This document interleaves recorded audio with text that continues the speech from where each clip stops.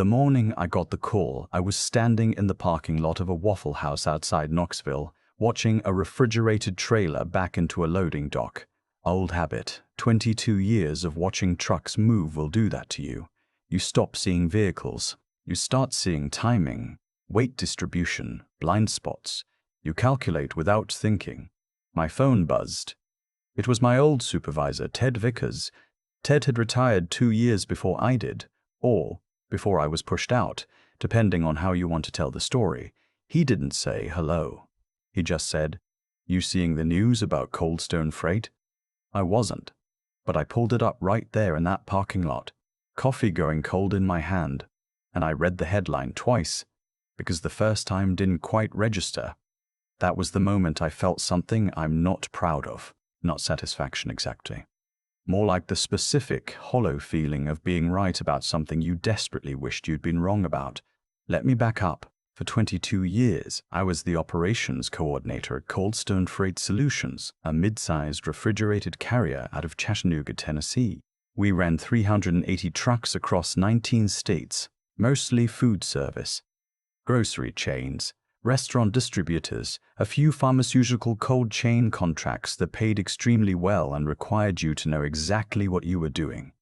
Our biggest account was a regional supermarket group called Blue Ridge Markets, which had 94 stores across the Southeast and trusted us with everything from fresh produce to dairy to the kind of temperature-sensitive items where a 4-degree variance means a 6-figure loss and a very unpleasant phone call from someone's food safety compliance officer. I wasn't the flashiest person in that building. I didn't have an MBA. I had an associate's degree from a community college in Dalton, Georgia, and 22 years of learning how freight actually moves. Not on a whiteboard, but on asphalt, in ice storms, through port backups and driver shortages and the kind of cascading failures that happen when 3 things go wrong at once at 2 in the morning.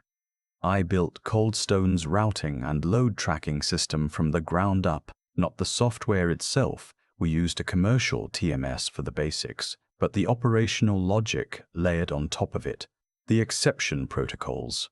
The carrier relationship database I maintained by hand for years.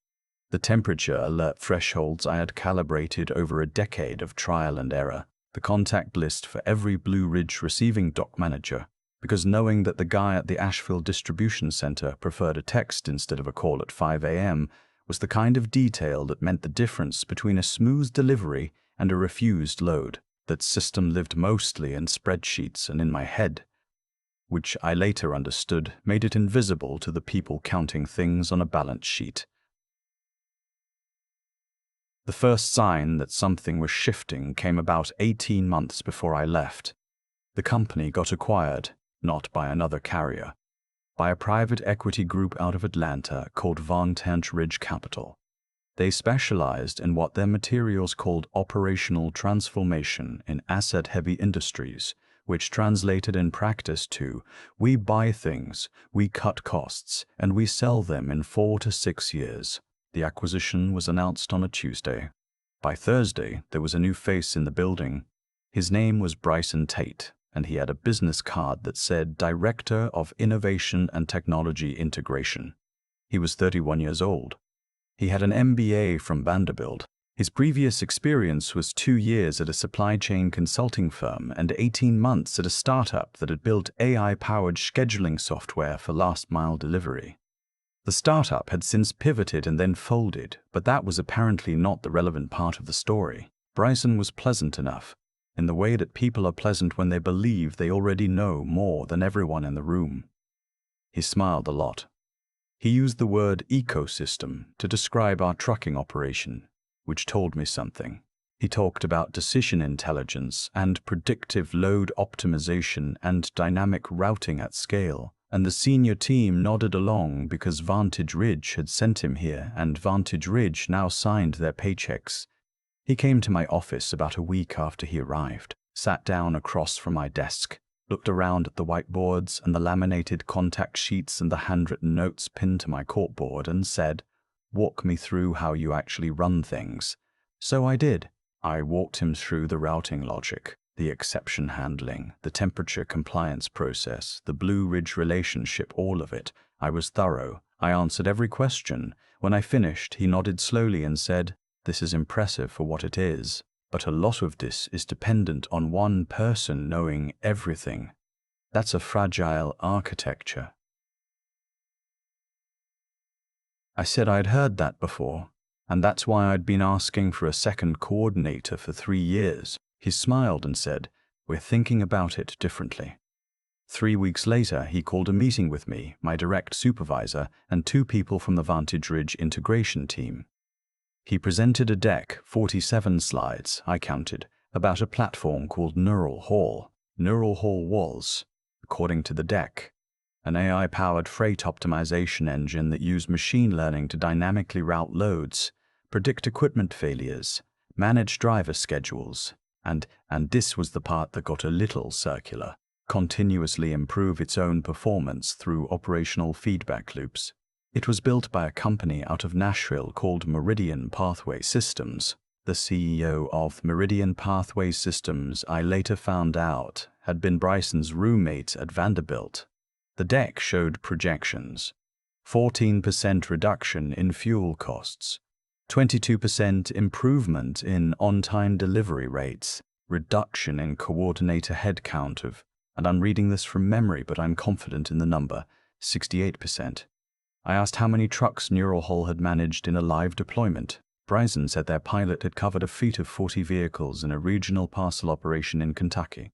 40 vehicles, parcel delivery. In Kentucky, we ran 380 refrigerated trucks across 19 states, including pharmaceutical contracts where the documentation requirements alone took a full-time person to manage. I said that out loud, more or less. Bryson said the system was designed to scale. I asked what the plan was for the transition period, specifically whether we be running the new system in parallel with existing operations before any cutover. He said they were planning a phased integration with a firm cutover date to avoid organizational confusion from running duplicate systems. That was the moment I knew how this was going to go. I wrote a memo, 4 pages, single-spaced. I outlined every operational dependency I could think of, the carrier-specific requirements, the Blue Ridge contact protocols, the pharmaceutical compliance documentation, the seasonal surge patterns, the backup routing logic for weather events. I sent it to Bryson, to my supervisor, and to the Vantage Ridge integration lead. My supervisor thanked me for the thoroughness. Bryson replied with a single line: "This is exactly the kind of institutional knowledge we're looking to encode into the platform." That was the last serious conversation we had about my concerns. The cutover date was set for a Monday in February. I was told my position was being restructured, eliminated, technically, with a small severance package effective the Friday before. They gave me 2 weeks' notice in January, on a day when it was sleeting outside and half the southeast was dealing with weather delays. My last day was a Friday. I handed over my documentation. All of it, everything I could think to write down in 2 weeks. Though anyone who's ever tried to document 2 decades of operational instinct knows how that exercise goes. I shook hands with the people who would talk to me. Bryson was in a meeting. I drove home, stopped at the same Waffle House I mentioned at the beginning. I'm a creature of habit, and ate a full breakfast by myself and thought about what I was going to do next. I had some savings. My wife, Lorraine, had a steady job as a nurse practitioner. We weren't comfortable exactly, but we weren't in crisis. I told myself I'd take a month before I started looking. NeuralHaul went live on Monday. By Wednesday morning, Ted was calling me. Not about news articles, about a text he'd gotten from someone still inside, a dispatcher named Leah who'd been there for 9 years and had worked directly under me for 4 of them. Leah said the system had stopped updating load statuses around 11 p.m. Tuesday. Drivers were reporting that their route assignments were either wrong, missing, or showing loads that had already been delivered. A reefer unit on a Blue Ridge run out of the Chattanooga terminal had been sitting at a truck stop outside Cleveland, Tennessee, since 6 in the morning. The driver had called in 3 times. The new coordinator. They'd kept one, entry level, no operational background, couldn't reach anyone at NeuralHaul's support line. That was Wednesday. By Thursday, I was reading about it online, because it had gotten big enough that a trade publication called Freight and Cold Chain Weekly had run a short item. Chattanooga-based carrier experiences system outage. Customer deliveries affected. Dry language. The actual situation, from what Leah was texting me, was considerably less dry. 14 loads had missed delivery windows.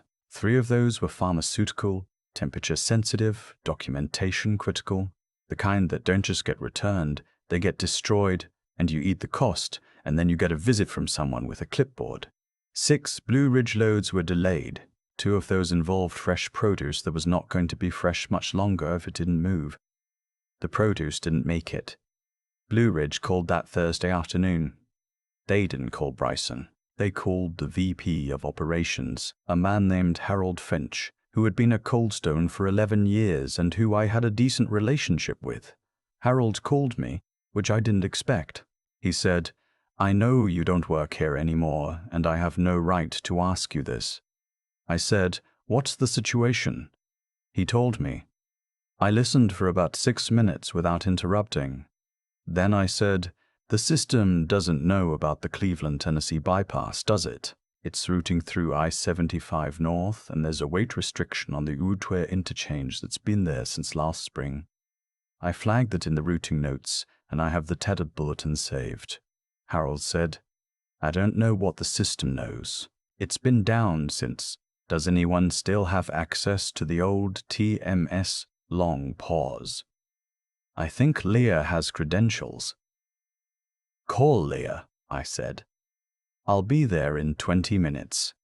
Lorraine was in the kitchen when I grabbed my jacket. She looked at me and said, "Coldstone?"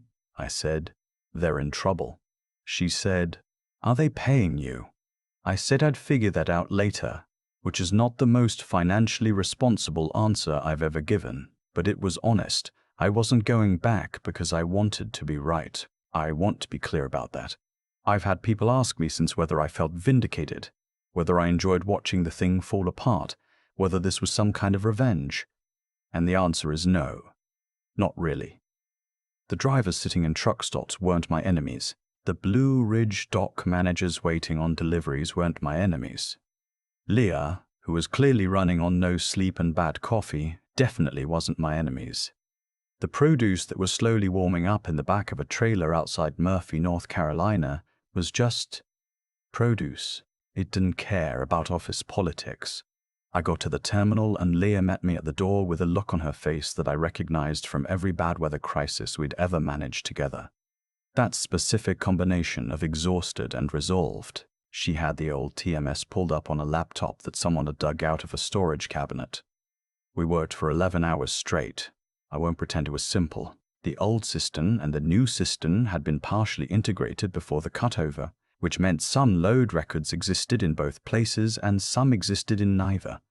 There were drivers I couldn't reach because NeuralHaul had updated their contact information and then lost it. There were routes that had been optimized by the AI and then re-optimized and then flagged for review and never actually assigned, so trucks were sitting with drivers who had no idea where they were supposed to go. The pharmaceutical loads were the priority.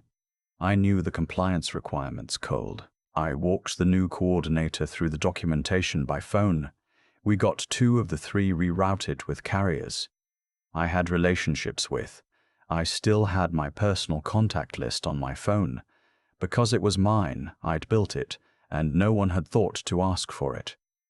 The 3rd was a harder call. I spent 40 minutes on the phone with the receiving hospital's logistics department until we worked out an acceptable transfer protocol. The Blue Ridge situation took the rest of the day. I called every dock manager I knew personally. I explained what had happened without throwing anyone under a bus, because that wasn't going to get any trucks unloaded. Most of them works with me. The relationship we built over years did what it was supposed to do. It absorbed some of the shock. The produce was gone. 2 loads. That was a loss that wasn't recoverable. Blue Ridge's supply chain director called Harold at 6 in the evening. I wasn't in the room, but Leah told me later that the call lasted 45 minutes and ended with Blue Ridge putting their contract under review, which in the freight industry is not a phrase that means anything good. Bryson was somewhere during all of this, in meetings with the NeuralHaul team, from what I gathered. There were a lot of calls happening at a senior level that I wasn't part of and didn't need to be. That wasn't my job. My job that day was trucks. Around 9 that evening, Harold came and found me in the dispatch area. He sat down in a chair across from me and looked tired in a way that went past the day's events.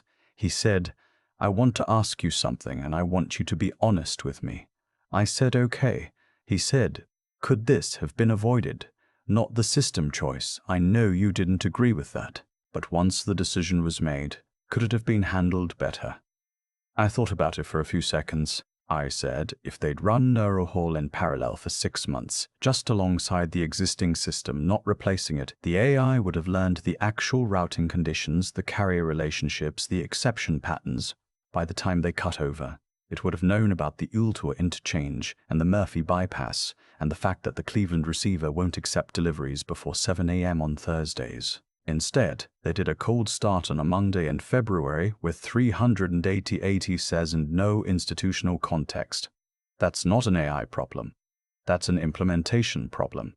Harold nodded. He said, Bryson argued that running parallel would create confusion and slow adoption. I said, Bryson had never managed a temperature-controlled fleet. That was the most I said on that subject. The following week moved fast. Vantage Ridge sent a team down from Atlanta. There were a lot of closed-door meetings.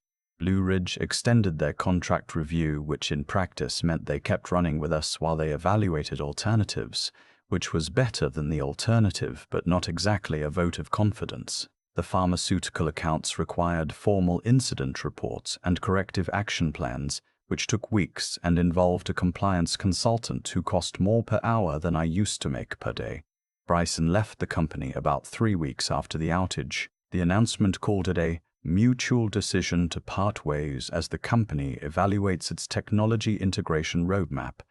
That's one way to say it. Harold called me the morning that announcement went out. He offered me a consulting contract to help stabilize operations while they figured out what they were doing with NeuralHaul, whether to continue with it, modify it, or scrap it entirely. We negotiated a fair rate. I said yes. I worked with them for 4 months. We built a proper implementation plan for NeuralHaul, this time with a parallel run period, this time with the operational context encoded systematically rather than assumed. The AI, given adequate time to learn the actual conditions it was operating in, turned out to be genuinely useful for fuel optimization and predictive maintenance flagging, not the silver bullet it had been sold as. A good tool, used properly. I trained 2 new coordinators. I documented everything I'd been meaning to document for years, in a format that actually made sense to someone who hadn't spent 2 decades living it. When my contract ended, I felt like I was leaving something behind that would hold up. That was a different feeling than the last time Blue Ridge stayed. They renewed their contract the following spring. The Morrison account. I should mention that there was a grocery distribution company called Morrison, one of our secondary accounts, that had pulled out entirely during the chaos. Some things don't come back. That's the part of the story that doesn't get resolved neatly. Because real operations don't always resolve neatly. A 380 truck company can absorb losing one account. It's not painless, it's not nothing, but it's survivable. What I think about now is Leah. She got a promotion out of all this, and she deserved it. She'd been underutilized for years. Sometimes a crisis reveals capacity that normal conditions keep buried. I'm semi-retired now. I do occasional consulting for mid-sized carriers, usually the kind of work that comes from someone calling Ted and Ted calling me. Lorraine and I have a place in the mountains outside Chattanooga, which means I still occasionally see a refrigerated trailer on I-24 and calculate its route automatically without deciding to. Some habits don't leave. They just become part of how you see. The thing I wish I could say to the people who made the decision to bring in NeuralHaul the way they did isn't, "I told you so." That's too easy and too useless. What I'd actually want them to understand is simpler than that, and harder at the same time. Expertise that lives in someone's head looks invisible on a spreadsheet. It looks like inefficiency, like a single point of failure, like something to be optimized away. And from a certain altitude, the altitude where decisions about cost reduction get made, I understand why it looks that way. I genuinely do. But a 22-year relationship with 380 trucks and the people who drive them and the docks that receive them is not a fragile architecture. It's not a liability. It's a load-bearing wall. And when you demo a load-bearing wall because it doesn't show up on the blueprint, you find out very quickly what it was holding up. I poured some coffee this morning and took it out to the back porch. The ridgeline was still dark, just starting to go gray at the edges. No trucks visible from here, which I've learned is fine. Some things you stop needing to watch. The coffee was good. I let it be good. There's a moment near the end of that 11-hour day when Leah looked up from the laptop and said, "I think we got them all." And I remember feeling something settle, not pride, not the satisfaction of being proven right, just the quiet that comes when a thing that was broken is functional again. Trucks moving, temperature logs updating, drivers with destinations. That's what I kept coming back to afterward. Not Bryson. Not the 47 slide deck or the Vanderbilt roommate or the phrase decision intelligence. Just the trucks. Because the work was always about the trucks. What happened at Coldstone wasn't unusual. I've talked to enough people in operations roles, warehousing, manufacturing, logistics, healthcare supply, to know that the pattern repeats itself with depressing regularity. Someone with institutional knowledge gets classified as overhead. Someone with a credential and a pitch deck gets classified as the future. The balance sheet rewards the second category and can't measure the first. And then something breaks, and everyone is briefly very interested in what the person in the first category actually knew. I don't say that bitterly. I've had time to think about it clearly. And I think the honest truth is this. The people who made those decisions weren't malicious. They were operating from a real blind spot. They couldn't see what I knew because I had never been required to make it visible. That's partly on me. I kept that knowledge in my head because it was efficient, because writing it all down felt like the job beside the job, because there was always another crisis that needed the next hour, and in doing that, I made myself look like a single point of failure instead of a load-bearing wall. So when I think about what that whole experience actually taught me, I come back to 3 things that I wish I'd understood better at 40 than I did.